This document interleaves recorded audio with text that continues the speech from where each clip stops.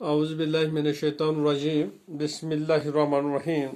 मेरे छठी यानी शशम जमात के बच्चों, अस्सलाम वालेकुम रहमतुल्लाहि व बरकातुहू। चूँकि आप सब बच्चे जानते हैं कि हम 2 दिन से एक सबक पढ़ रहे हैं जिसका अनवान है घोड़े और हिरन की कहानी। तो अब आप अपनी किताब निकालो, सफ़ा नंबर 103 पे। तो ये इसका लास्ट पैरा है। चूँकि आपको मालूम है घोड़े ने कहा इसमें इस एहसान की क्या बात है, मुझे शिकार मिला और इसके साथ एक और फ़ायदा भी हुआ। इससे आगे पढ़ेंगे। घोड़े ने पूछा वो क्या।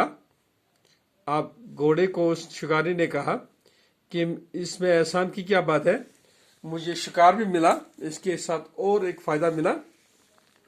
तो घोड़े ने पूछा क्या, वो क्या। शिकारी ने कहा मुझे पहले मालूम था कि तुम इतने कारआमद हो। अब पता चला कि तुम तो बड़े काम की चीज हो। ये कहकर उसने लगाम खींची।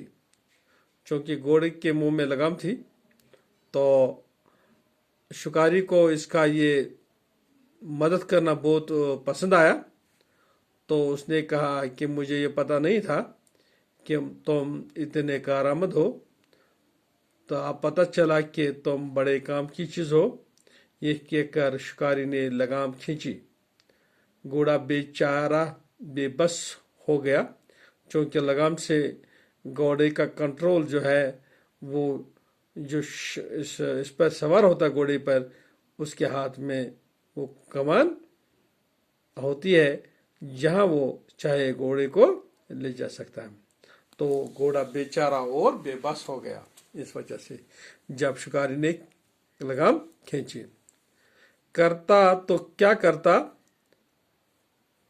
शिकारी घोड़े को बस्ती में ले आया और वो दिन, आज का दिन, घोड़े को एक शिकारी ने बस्ती में लाया।